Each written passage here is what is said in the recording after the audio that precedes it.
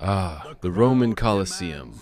The roar of the crowd, the dust, the ultimate sacrifice. The emperor slowly lowers his thumb, and our hero gets famously turned into a shish kebab.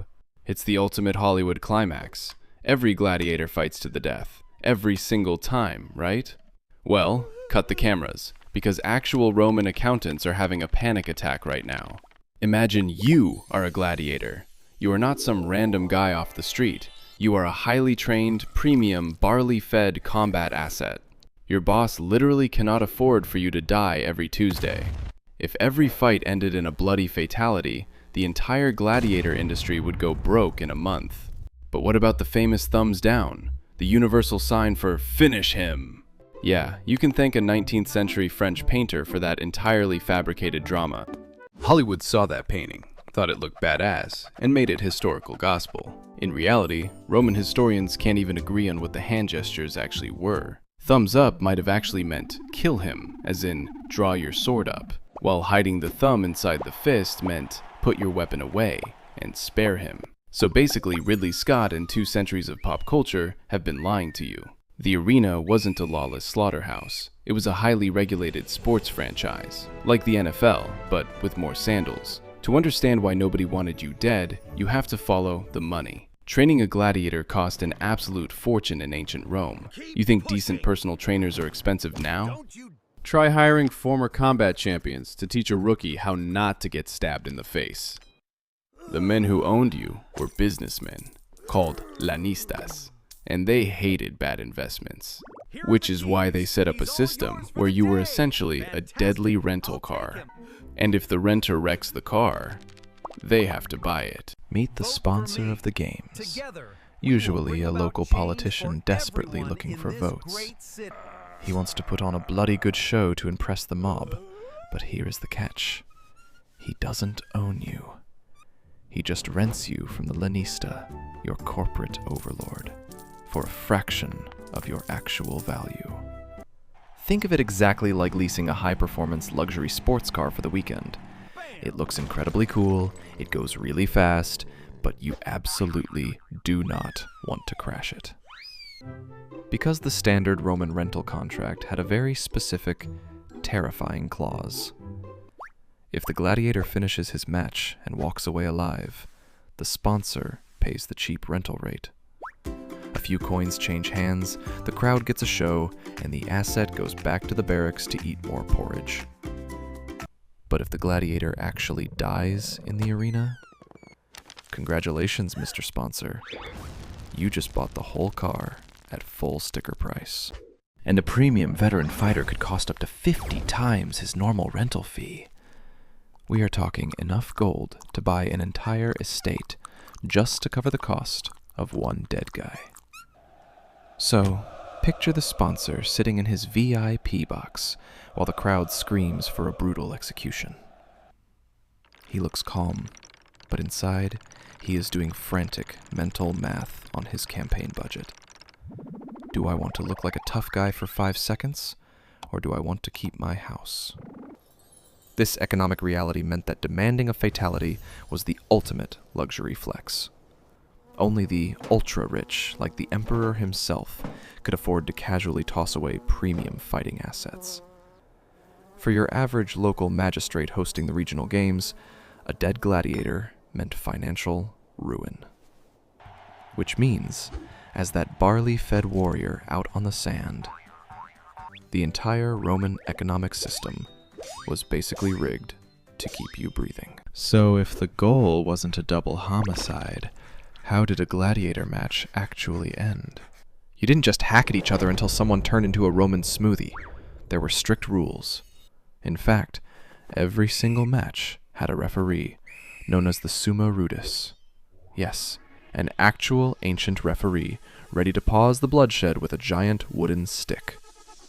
Let's say you're fighting, and you realize you are hopelessly outmatched. Your shield is splintered, your helmet is dented, and you really want to live to see Wednesday. You don't have to fight to the bitter end. You just need to ask for missio, which means mercy. How do you do it? Simply drop your shield, raise your left hand, and point one finger straight up. It was the ancient Roman equivalent of tapping out in a UFC octagon.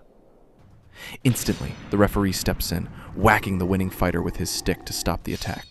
Then, everyone turns to the VIP box to look at the sponsor of the games. This is the moment of truth. The sponsor has to make a choice. He listens to the crowd, of course. If you fought bravely, the crowd yells for mercy.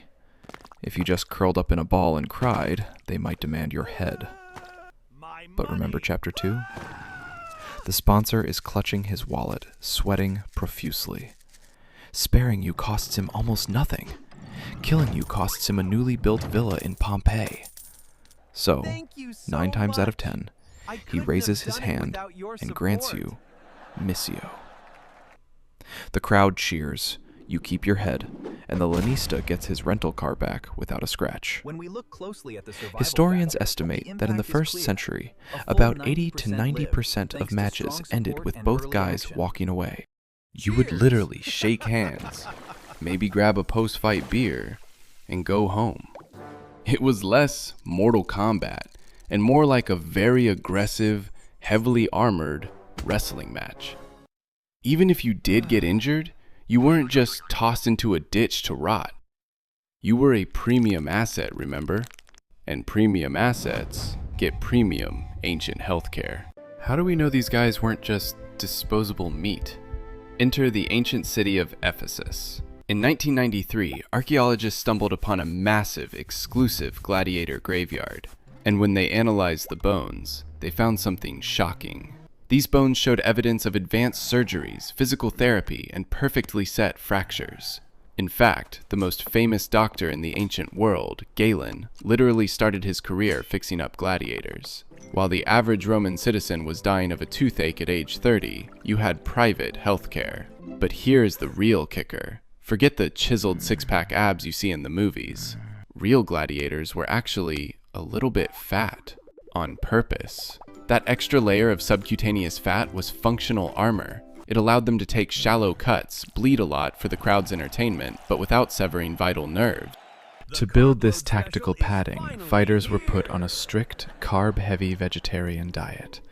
Romans literally called them hordearii, which translates to barley men.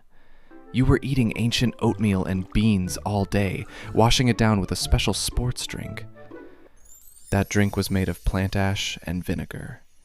Yes, you drank ash for the calcium. It's like an ancient Roman Gatorade, just slightly more likely to taste like a campfire. So, as a barley-fed, well-heeled, slightly chubby tank, your chances of survival were surprisingly high.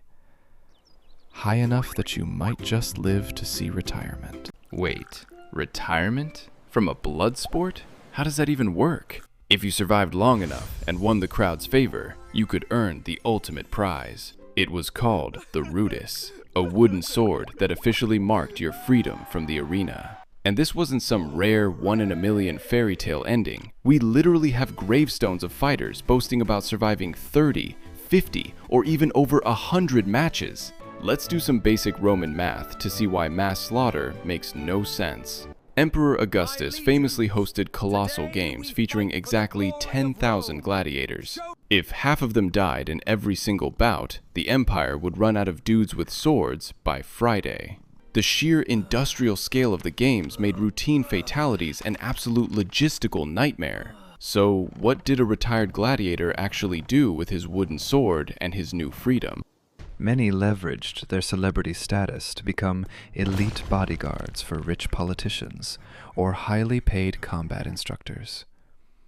Some even voluntarily sold themselves back into the arena just because the signing bonus was too massive to ignore. For the best fighters, the arena wasn't a death sentence. It was just a very violent corporate ladder. So, to answer the ultimate question, did gladiators always fight to the death? Absolutely not. It was a dramatic exaggeration cooked up by painters and completely swallowed by Hollywood. You simply do not build a massive empire-wide entertainment industry by throwing your most expensive assets into a meat grinder. The Colosseum was less like a lawless murder pit and more like an ancient wrestling franchise, complete with refs, rules, and corporate sponsors. The fighters were chubby, barley-fed professionals who got better medical care than most of the audience watching them. If you tapped out, you usually lived, because demanding the death of someone else's rented warrior was a luxury flex that most local politicians just couldn't afford. So next time you watch a historical epic and the emperor dramatically lowers his thumb, just imagine a Roman accountant just off screen completely losing his mind over the budget deficit. But speaking of enduring pop culture myths and terrible historical fashion choices, next time, did Vikings really wear horned helmets? Subscribe to explore another enduring myth of the ancient world.